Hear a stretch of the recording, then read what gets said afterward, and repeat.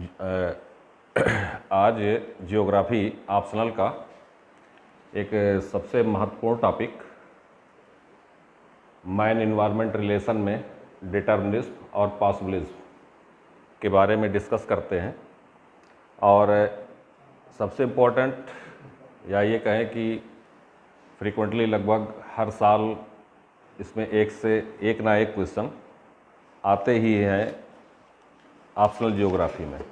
जैसे अभी जो 2020 का क्वेश्चन आया था ह्यूमन जियोग्राफी से रिलेटेड, डायरेक्टली ह्यूमन जियोग्राफी तो नहीं कह सकते, ह्यूमन इकोलॉजी, जिसको हार्लन बैरो ने कॉन्सेप्ट को डेवलप किया था। जो क्वेश्चन था, human ecology is the study of mutual relationship of people and their environment both natural and social, discuss in detail using ecological concept. ठीक है, अगर हम इस क्वेश्चन की बात करें तो ह्यूमन इकोलॉजी को रेफरेंस में लेकर के क्वेश्चन को फ्रेम करना है। और ह्यूमन इकोलॉजी हार्लन बैरो की कॉन्सेप्ट है। तो इन्वायरमेंट और मैन और इन्वायरमेंट रिलेशन के रेफरेंस में अगर बात की जाए तो डिटर्मिनिज्म, पॉसिबिलिज्म, ये दो कॉन्सेप्ट ऐसी हैं कि इनमें इन्हीं की फ्रेमिंग पर आगे के क्वेश्चन भी तैयार होते हैं। और इन दो में से जिसमें से आज डिस्कस करेंगे डिटर्मिनिज्म, नियतिवाद या निश्चयवाद के बारे में। तो डिटर्मिनिज्म या निश्चयवाद है क्या, कि अगर हम इसको डिफाइन करें कि व्हाट इज़ डिटर्मिनिज्म, तो एक बहुत सीधी सी definition, when nature dominate mans, प्रकृति मनुष्य पर जहाँ नियंत्रण रखती है उसी को हम निश्चयवाद कहते हैं या नियतवाद कहते हैं। और इसी का ठीक अपोजिट पॉसिबिलिज्म या संभववाद, जहाँ पर नेचर पर मैन कंट्रोल करने की कोशिश करता है। ये अलग बात है कि ह्यूमन कभी भी नेचर पर कंट्रोल नहीं कर सकता है, कंट्रोल इन द सेंस कि टोटल नेचर कंट्रोल की जा सके। अब बात आती है इसके ओरिजिन की, कि डिटर्मिनिज्म का इवोल्यूशन स्टेज क्या था, कैसे ये लोग ये कॉन्सेप्ट आज हम जियोग्राफी में पढ़ते हैं। तो अगर आप टेक्स्ट बुक पढ़ते हैं तो उसमें 6 स्टेज ऑफ डेवलपमेंट, इनके विकास की 6 स्टेज मिलती हैं। और 6 स्टेज में सबसे पहले अगर देखा जाए तो एंशियंट रिवर वैली सिविलाइजेशंस में इनकी कॉन्सेप्ट मिलती हैं। प्राचीन जो नदी घाटी सभ्यताएं हैं उनमें मानव पहले इतना सिविलाइज नहीं था, और सिविलाइज ना होने के कारण ही इस पर नेचर का जो इफ़ेक्ट ह्यूमन पर पड़ता था तो उसको ब्लाइंडली आँख मूंद के मान लेता था कि ये सब ईश्वर की कृपा है, भगवान की कृपा है, ऐसा हो रहा है। जैसे एक एग्ज़ाम्पल के तौर पर रेनफॉल होती है तो नेचर का रोल होता है, लेकिन अगर आर्टिफिशियल रेनफॉल की बात की जाए तो ये ह्यूमन इनोवेशन है कि कैसे किया जाए। लेकिन अगर कहा जाए कि जो नेचुरल रेनफॉल और ह्यूमन के द्वारा कास्ट की गई रेनफॉल है, इनकी एरिया, इनकी कैपेसिटी, इनके परसेंटेज को अगर देखें तो काफ़ी कुछ कम दिखता है।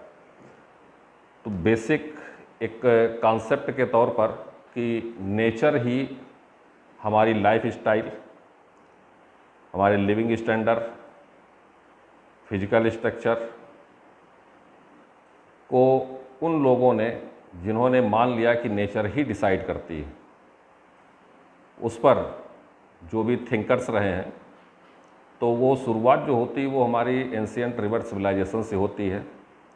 उसके बाद एंशियंट रिवर सिविलाइजेशन के बाद ग्रीक के बाद रोमन के बाद अरब के बाद जर्मन के बाद फ्रेंच के बाद ब्रिटिश और यूएसए। इतना इसका डेवलपमेंट या इवोल्यूशनरी स्टेज माना जाता है।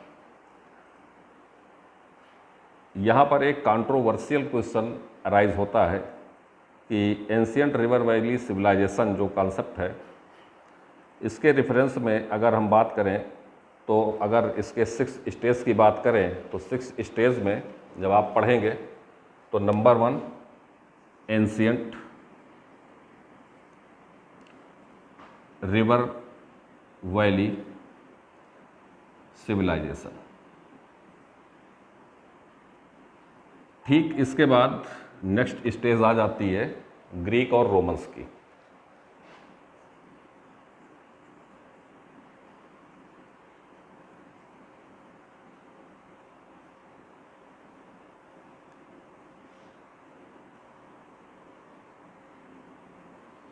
Ancient river valley civilization, Greek, Roman, Arab और जर्मन। जर्मन के बाद फ्रेंच, ब्रिटिशर्स और उसके बाद अमेरिकन। इंडिया का इसमें कहीं नाम नहीं आता है।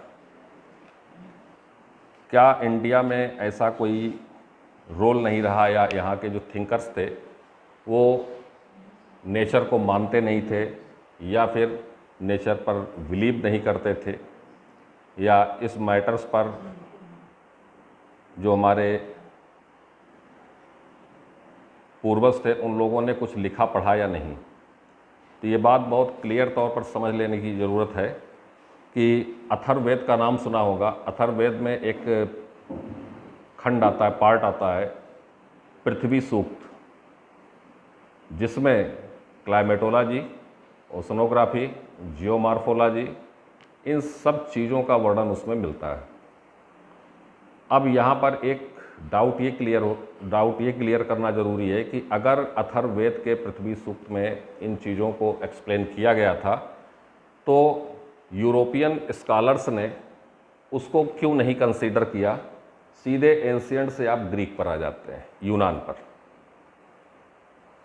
तो यहाँ पर ये जो इंडियन थिंकर का सेक्शन या इंडियन सिविलाइजेशन की बात नहीं कही जाती, उसका एक सबसे बड़ा कारण ये रहा कि ग्रीक सिविलाइजेशन को फॉरवर्ड करने में रोमन, रोमन को फॉरवर्ड करने में अरब ट्रैवलर्स थे और इन्होंने काफ़ी ज़्यादा यात्राएं की, जिसके कारण ये लिटरेचर यूरोपियन कंट्रीज़ तक या यूरोपियन स्कॉलर्स तक पहुंचा, लेकिन इंडिया के साथ ऐसा नहीं था।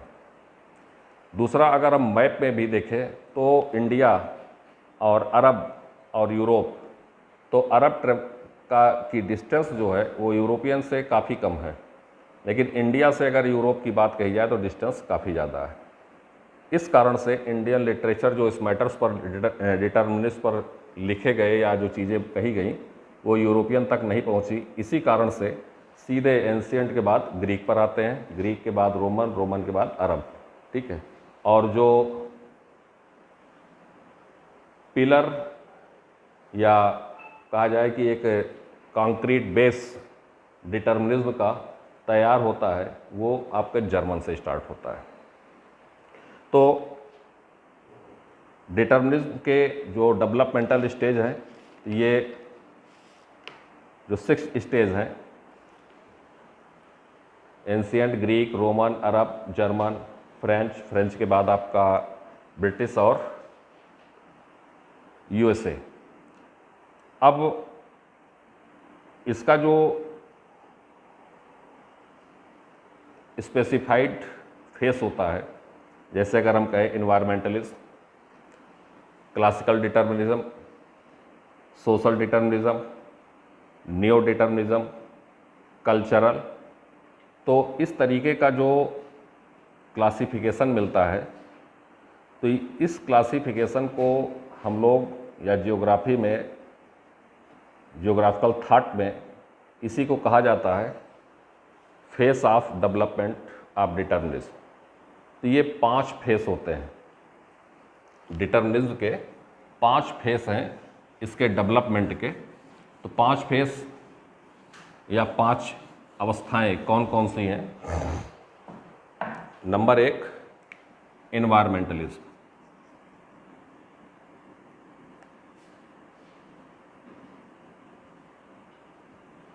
इन्वायरमेंटलिज्म। पर्यावरणवाद, सेकंड है क्लासिकल डिटर्मिनिज्म।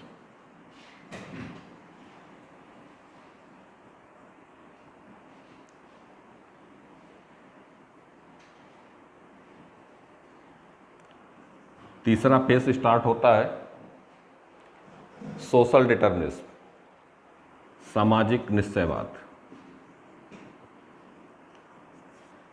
चौथा phase neo determinism.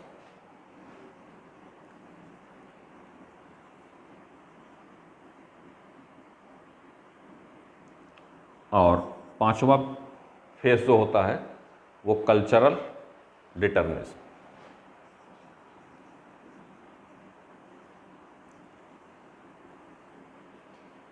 Cultural determinism. तो ये 5 फेस हैं डिटर्मिनिज्म के।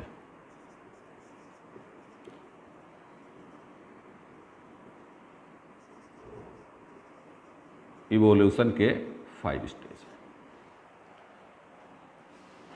इसमें एक एक सेगमेंट को, जैसे कहें हमें इन्वायरमेंटलिज्म, ठीक, पर्यावरणवाद, ये है क्या और इसके बारे में हमें प्रूफ कहाँ से मिलते हैं। तो environmentalism is the oldest phase of determinism. ये निश्चयवाद का सबसे पुराना चरण माना जाता है। अब इसको डेवलप करने में या इस विचारधारा को आगे बढ़ाने में किन लोगों का रोल या कौन से जियोग्राफिकल थिंकर्स थे जिन्होंने इसके बारे में विचार किया, उनको किस कैटेगरी में रखा जाता है। तो जो हमारे प्री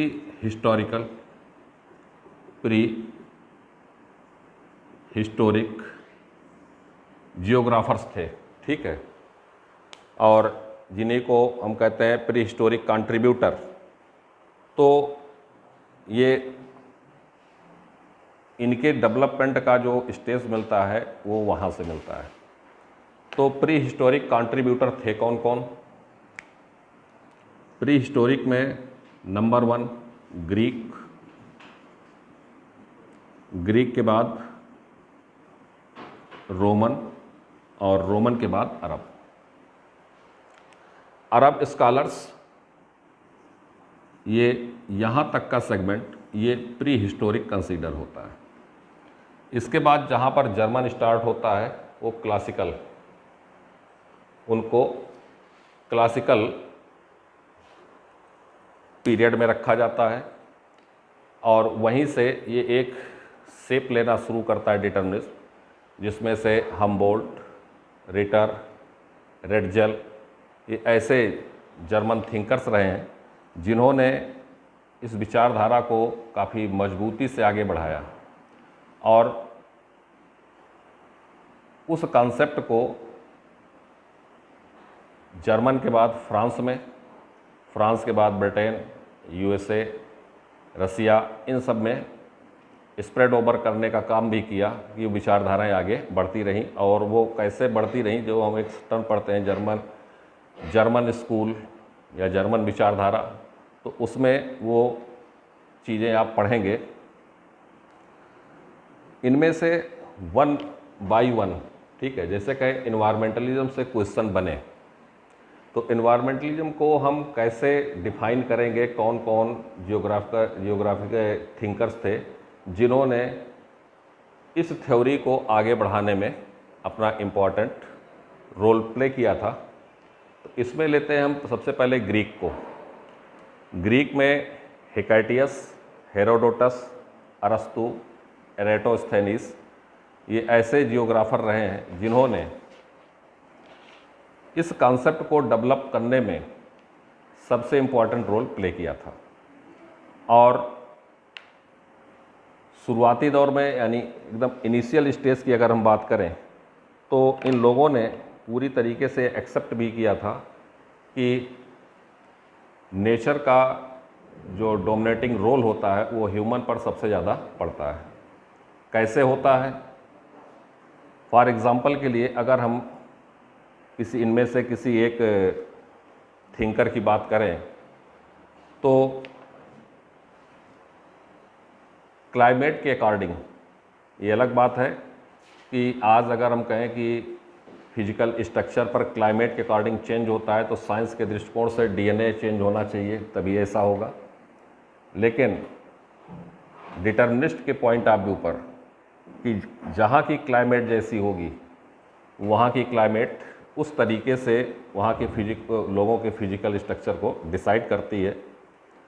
कुछ एग्जाम्पल भी दिए जा सकते हैं, जैसे फॉर एग्ज़ाम्पल के लिए अगर कहा जाए कि जो साइंस और डिटर्मिनिज्म का एक कंट्रोवर्शियल रोल चलता रहता है बराबर, तो अगर नीग्रो अमेरिका में आकर के यूएसए में आकर के बस रहे हैं तो उनकी स्किन का कलर भी सेम होना चाहिए अमेरिकन की तरह, फिजिक स्ट्रक्चर भी वैसा होना चाहिए, लेकिन ऐसा होता नहीं है।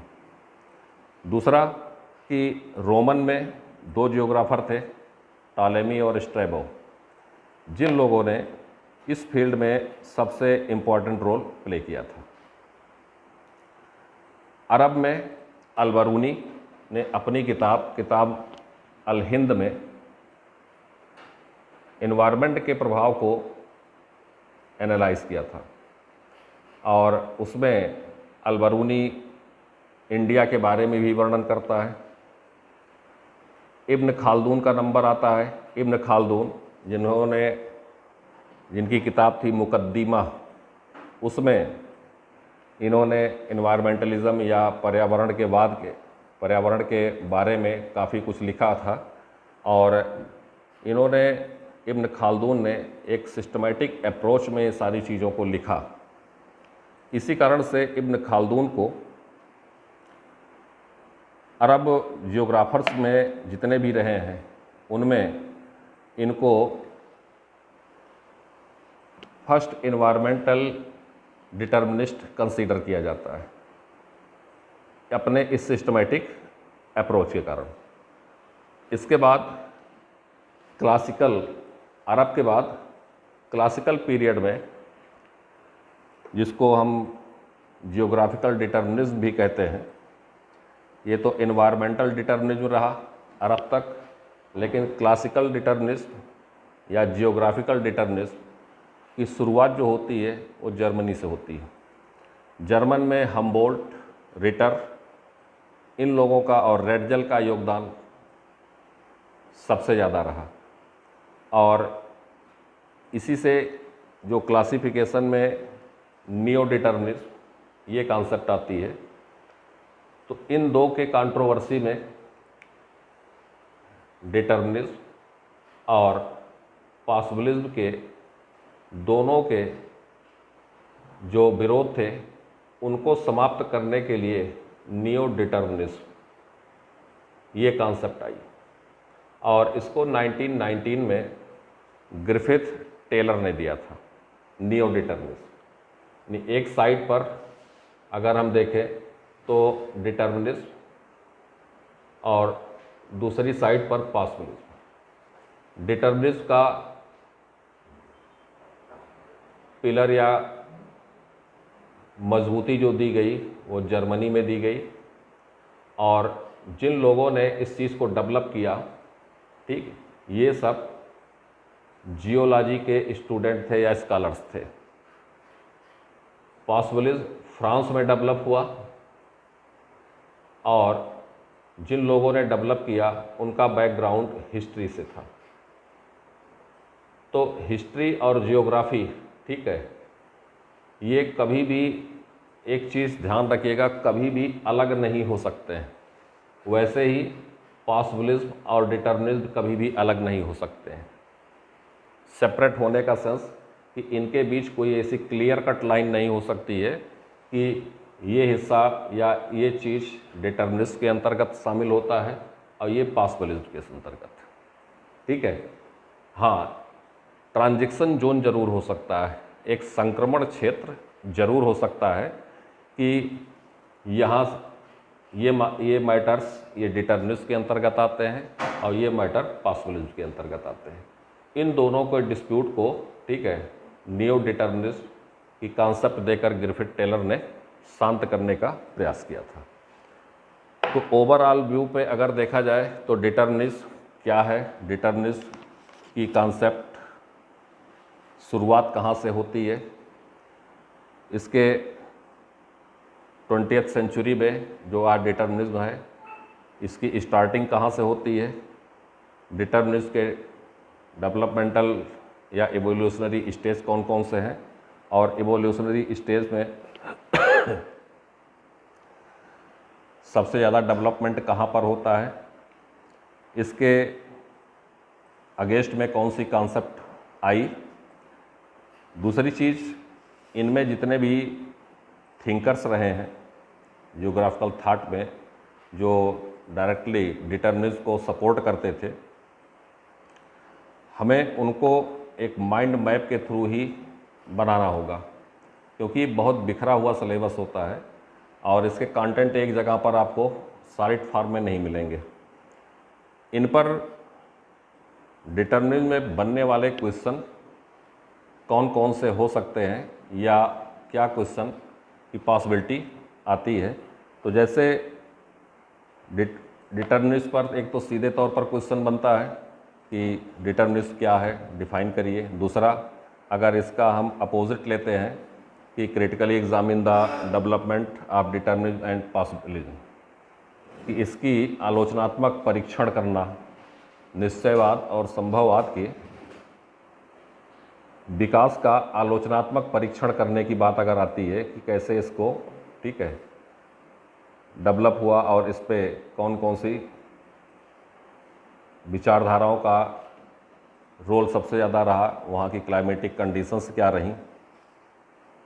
दूसरा क्वेश्चन अगर डिस्कस करें जो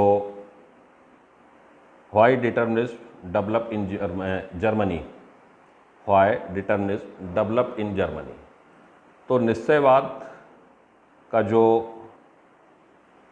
जन्म जर्मनी में यानी क्लासिकल डिटर्मिनिज्म की बात हो, तो अगर कहा जाए कि व्हाई शब्द लगे कि ऐसा क्यों हुआ कि जर्मनी में ही डेवलप हुआ, तो ये भी एक क्वेश्चन जो आपको कंफ्यूज कर सकता है। लेकिन इसका उत्तर जब आप इमैनुअल कांट, वारेनियस, हम्बोल्ट, रिटर और रेडजल की स्टडी करेंगे तो अपने आप उत्तर इसका मिल जाता है। यानी इस टाइप के क्वेश्चन में मेजर थिंकर्स और उनके कंट्रीब्यूशन को कंपेयर करके देखना होता है, कि इनको कंपेयर करके देखा जाए कि इनमें ये जो बैकग्राउंड बना जर्मनी में उसका रीज़न क्या था। कांट ने अगर शुरू किया तो वारेनियस के बाद हम्बोल्ट के बाद रिटर और रेडजल। कंट्रोवर्शियल क्वेश्चन इसी डिटर्मिनिज्म का कि अगर कहें development of civilisation,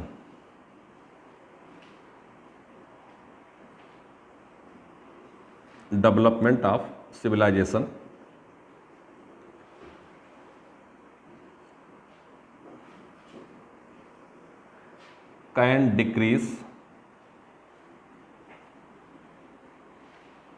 the impact of environment। सभ्यता का जो विकास होता है क्या वो पर्यावरण के प्रभाव को कम कर सकता है या पर्यावरण के प्रभाव को नकार सकता है।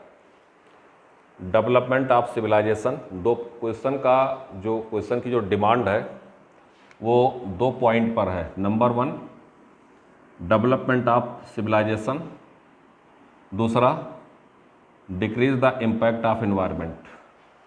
तो सभ्यता जैसे जैसे विकसित होती जाती है पर्यावरण का प्रभाव कम होता जाता है। इस टाइप का क्वेश्चन अगर हो डिटर्मिनिज्म से तो ये ध्यान रखिएगा कि ये फर्स्ट फेज जो है ये डेवलपमेंट ऑफ सिविलाइजेशन, ये सीधे तौर पर पॉसिबिलिज्म या संभववाद के बारे में बात कर रहा है, क्योंकि संभववाद कब डेवलप होगा, कब उसकी कॉन्सेप्ट आगे बढ़ती है कि जैसे जैसे साइंस और टेक्नोलॉजी आगे बढ़ना शुरू करती है, वैसे मानव प्रकृति पर, नेचर पर कंट्रोल करने की बात करना शुरू करता है और प्रयास शुरू करता है। अब सिविलाइजेशन को डिफाइन करते हुए, ठीक है, उस चीज़ को हमें एनवायरनमेंट के इम्पैक्ट पर शो करना है कि क्या ऐसा पॉसिबल है। तो कुछ क्षेत्रों में तो पॉसिबल हो सकता है, लेकिन अगर कहा जाए कि 100% तो ये कभी भी पॉसिबल नहीं है कि मानव इतना विकसित हो जाए कि वो प्रकृति पर अपना नियंत्रण स्थापित करे। जैसे सीस्मोग्राफ है, बायरोग्राफ है, तो अर्थक्वेक की इंटेंसिटी को, ठीक है, एयर प्रेशर को तो मेजर किया जा सकता है, लेकिन ह्यूमन ऐसा नहीं कर सकता है कि विंड को ब्लो होने से रोक दे, या अर्थ में प्लेट टेक्टोनिक थ्योरी में कि अर्थ से प्लेट का जो मूवमेंट होता है, इलास्टिक एनर्जी रिलीज़ होती है, तो उस एनर्जी को बनना ही रोक दे या प्लेट का मूवमेंट होना ही रोक दे। तो सब सिविलाइजेशन चाहे जितनी डेवलप हो जाए, फाइनली कंक्लूजन या निष्कर्ष में वो इन्वायरमेंट के इम्पैक्ट को कभी भी कम नहीं कर सकती। नेक्स्ट क्वेश्चन अगर इस तरीके का हो, जैसे डार्विनिज्म वर्सेस डिटर्मिनिज्म, तो डार्विन का जो सिद्ध की बुक थी 1859 में, ओरिजिन ऑफ स्पेसीज, इसी के कारण सोशल डिटर्मिनिज्म की कॉन्सेप्ट आती है। सर्वाइवल ऑफ द फिटेस्ट, इस कॉन्सेप्ट को कैसे लागू किया जाता है, तो इनमें डिटर्मिनिज्म को पढ़ते हुए या पॉसिबिलिटी को पढ़ते हुए हमें सिर्फ एक स्ट्रेट फॉरवर्ड क्वेश्चन को ना देख करके हमें उनके जितने भी सपोर्टिंग ब्रांचेज हैं या सपोर्टिंग बनने वाले क्वेश्चंस हैं, उन पर हमें सबसे ज़्यादा ध्यान देने की ज़रूरत होती है। इंटायर कॉन्सेप्ट की अगर बात करें तो डिटर्मिनिज्म आज के समय में उतना इफ़ेक्टिव है या नहीं है जितना ये स्टार्टिंग में था। Starting in the sense Greek में, ग्रीक से लेकर के अगर हम प्रेजेंट टाइम की बात करें तो डेवलपमेंट ऑफ सिविलाइजेशन, इस जगह से यहाँ तक आने में सिविलाइजेशन डेवलप हुई है। 100% बात है कि हम ग्रीक सिविलाइजेशन की अगर तुलना करें और आज 21st सेंचुरी की बात करें तो सिविलाइजेशन डेवलप हुई है, लेकिन क्या ह्यूमन इन्वायरमेंट के इम्पैक्ट को कम कर पाया है? कभी नहीं कम कर सकता है। जैसे अगर हम कहें सुनामी आती, अर्थक्वेक आती, लैंडस्लाइड होता है, ठीक है, तो इस सब चीज़ों पर, ठीक है, ह्यूमन आज भी कंट्रोल नहीं कर सका है। तो ये ग्रीक से लेकर के, ठीक है, हमें सारे कॉन्सेप्ट को देखना, उसके बाद स्ट्रेट फॉरवर्ड क्वेश्चन पर उतना ध्यान नहीं देना जितना कि कंट्रोवर्शियल क्वेश्चन पर ध्यान देने की ज़रूरत होती है। जैसे अभी हमने बताया कि इस टाइप के क्वेश्चन, ठीक है, ये किसी न किसी लाइन को लेकर के, जिस टेक्स्ट बुक को आप पढ़ रहे हैं या जहाँ से मैटर पढ़ रहे हैं, उन्हीं में से कहीं से इस क्वेश्चन को बना दिया जाता है। ये डायरेक्टली हेडिंग नहीं होते हैं कि इनको वो हेडिंग है और वहीं से उठाकर क्वेश्चन बन गया, ऐसा कभी यूपीएससी नहीं करता है। वो सीधे तौर पर कॉन्सेप्ट से किसी एक लाइन को लेकर के वो क्वेश्चन को बना देता है। कंटेंट आपको वही लिखना होता है, ठीक है, लेकिन ये इसके लिए एक सबसे ज़रूरी कि उस कॉन्सेप्ट को थारोली पूरी तरीके से स्टडी या पूरी तरीके से समझ लिया जाए, उसके जितने भी एंगल हैं, जितने एंगल से क्वेश्चन बनते हैं, तब फिर ऑप्शनल ज्योग्राफी में ये सारे क्वेश्चन बहुत इजीली सॉल्व होते हैं। और हर साल लगभग देखा होगा क्वेश्चन रिपीट नहीं होते, लैंग्वेज बदलती है, उनके पूछने का तरीका, ठीक है, पैटर्न बदलता है। तो हमें जो चेंजिंग पैटर्न ऑफ यूपीएससी है उसके अकॉर्डिंग अगर हम अपनी प्रिपरेशन को करते हैं, तब तो इस टॉपिक को या किसी भी टॉपिक को ऑप्शनल जियोग्राफी में एक अच्छा स्कोर कर सकते हैं। और जिसको हम कहते हैं ना कि साइंटिफिक तरीके से पढ़ना या स्मार्ट वर्क तरीके से पढ़ना, तो वो चीज़ें स्मार्ट वर्क या साइंटिफिक तरीके से पढ़ने का मतलब यही होता है कि उनको को रिलेट किया जाए। सेपरेट कॉन्सेप्ट, सेपरेट के बाद अगर कोई कॉन्सेप्ट एक दूसरे से मैच करती है तो उनको कोरिलेट करके, कोरिलेशन के बाद ये इस टाइप के क्वेश्चन आपके बनते हैं। डायरेक्टली में क्वेश्चन तो सीधे तौर पर बनेंगे, लेकिन कोरिलेट करेंगे तो इस टाइप के क्वेश्चन बनते हैं। Development of civilization can decrease the impact of environment, ठीक है। और इनमें डिटर्मिनिज्म और नेक्स्ट टॉपिक में बात करते हैं पॉसिबिलिज्म की।